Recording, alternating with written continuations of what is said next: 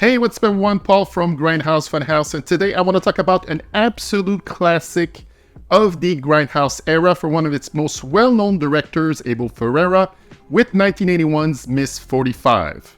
When it comes to rape revenge, late 70s, early 80s movies, Miss 45 sits at the top. Is it a revenge movie? In the strictest sense of the word, no. She doesn't go for specific people she knows. It's a revenge movie, but against the whole male species. We're not even 5 minutes into the movie, and we already see the kind of man that embodies Miss 45's world. So many creeps catcalling women on the streets. Men in this movie are incapable of taking the hint that the women they hassle are not interested. Hey, do you want to sit on my face? Fuck off. It's the late 70s, early 80s New York City, where every man is a predator scumbag. For Thana, played by Zoë Tamerlis, a timid and nude seamstress in New York City, she has what I would call a comically unlucky day in the darkest sense possible. Obviously, no woman would find it comical, but within this movie, not even 10 minutes in, she's raped twice. The first time is in broad daylight as she's walking back home with her groceries in hand, and she's dragged by a guy wearing a mask in an alley.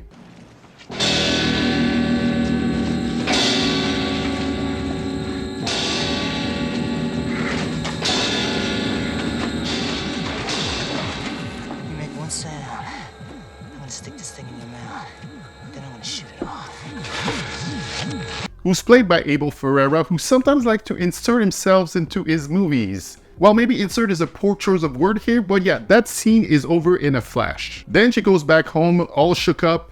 She has to go through the exact same thing again, but this time around she gets to fight back and kills the robber/rapist who broke into her apartment and smashed his head with an iron.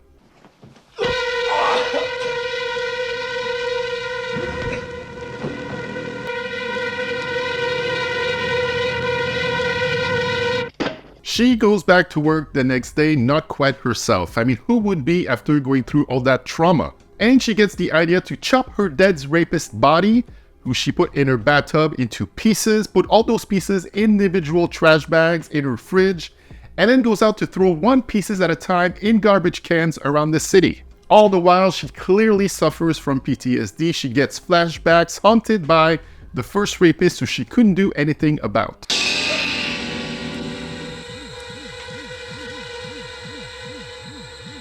She has no one to turn to. Everyone in her life treats her like she's a fragile thing. Not being able to speak makes it hard to communicate easily, and in turn makes it that she's closed off most of the time. What starts her up on her vigilante path is when she tries to get rid of another body part, and some dude who pursues her to hit on her wants to return the bag she drops off and starts running after her. And she pulls out the .45 pistol her second rapist used on her and shoots him point blank in the head.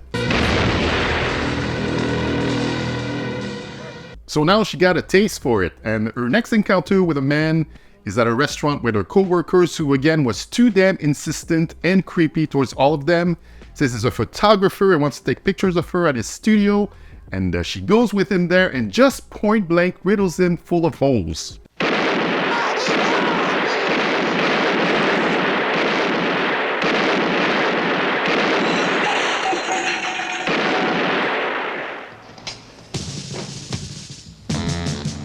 Then she gets all dolled up to become a more attractive, easy prey to these scumbags. She first deals with a pimp who mistreats one of his hoes.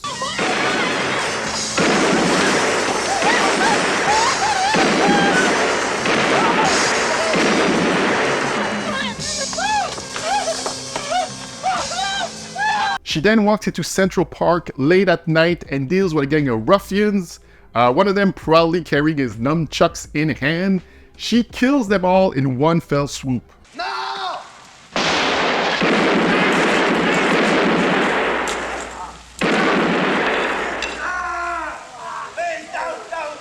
Which is a pretty satisfying scene in how cold-blooded it is. There is a point where she totally loses it. She doesn't differentiate between good or bad guys anymore. She goes after them all. For example, there's a dude who was just being playful with his girlfriend and in her mind thought that he was being possibly mean or violent towards her, but obviously was just being playful. starts going after him. And clearly she goes after him to go and shoot him, but luckily for him, he got away just in time by being able to get inside his apartment building.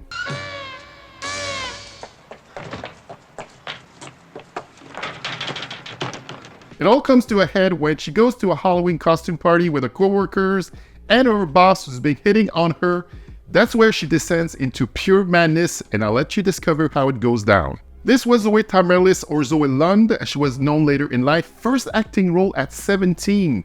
She can convey so much with just a look or facial expressions, the kind of mental state she's in. The fact that she just looks so frail and breakable adds to it as well. The thing is, she may be mute, but she can still think. They could have gone with us hearing her inner thoughts, see how mad she's getting, but I think Abel Ferrara's and writer Nicholas St. John's decision to just go with being mute was a good one. It's definitely a more captivating performance that way. I will say it's not all gloom and doom. Ferrara does inject a little bit of comic relief with the neighbor's dog, how annoying it is and how it can smell all that rotting human flesh that's coming from her apartment as she tries to get rid of him. There's also the dog owner, the landlady, that can't help to meddle in her business.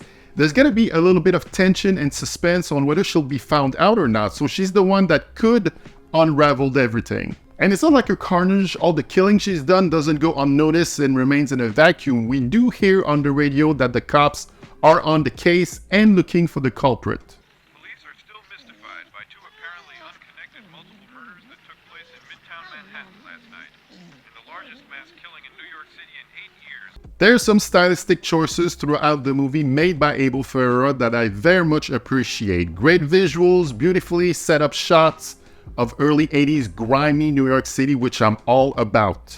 There's some few clever angles that are used. I'm thinking of this long steady shot of her being in front of a bathroom door with men seen in big bold letters above her head, having a blank look on her face, just giving us her state of mind at that point. Or the use of slow-mo at the Halloween party that gives it a dreamlike quality and putting us in the same frame of mind of the partygoers who are scared and not computing why this is happening. There's also the muffled sounds of people screaming, makes the whole scene even more tense and frightful.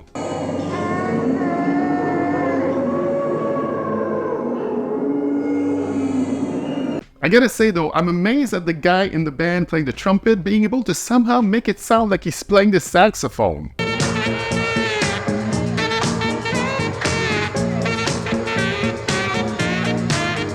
I mean, that is quite a skill to conjure up that sound coming out of his trumpet like that.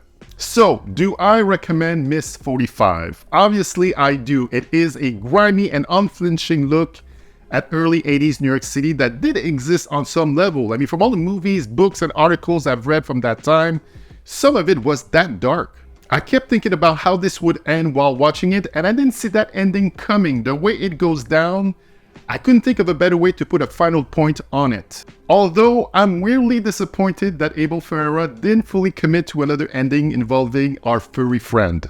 It's definitely Zoë Tamerlis' movie. She went on to write Bad Lieutenant with Abel Ferrara, but sadly died in 1999 at 37 from an heroin overdose. This was definitely her one shining moment in pop culture. She delivered the goods as Miss 45, a performance to be remembered and definitely one of the better movies to come out of the exploitation/Grindhouse movie era.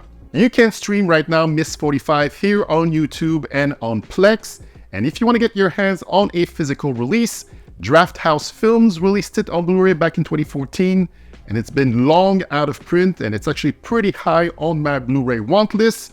There's a French release that came out in 2019 titled L'Ange de la Vengeance, or Angel of Vengeance, its alternate title, that is widely available. So that was my review for Miss 45. Go visit all my socials at Grindhouse Funhouse. In the comment section below, let me know your thoughts on Miss 45 and what is your favorite 80s revenge vigilante movie.